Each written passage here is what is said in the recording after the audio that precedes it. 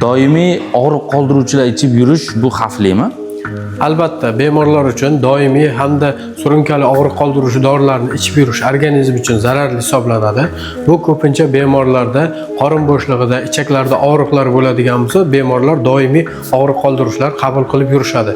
Shulardan bitta misol qilib aytishimiz mumkinki, mana bugun bemorimizda biz operatsiya o'tkazdik. Bemorimizga tekshiruvlar natijasida surunkali dalixa sigma ichakda normadan uzun bo'lib ketganligi aniqlangan va bemorimizga biz laparoskopik usulda uzayib ketgan ichakni ortiqcha qismini olib tashlash amaliyoti o'tkazdik.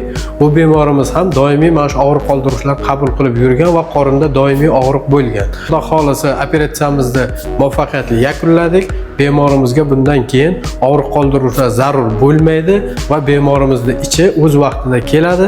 Chunki bemorimiz operatsiyadan oldin 4 kun, 5 kun, 1 hafta, 10 kunlab ham hojatga chiqmagan. Bu o'sha dalixa sigma kasalligining asorati hisoblanadi.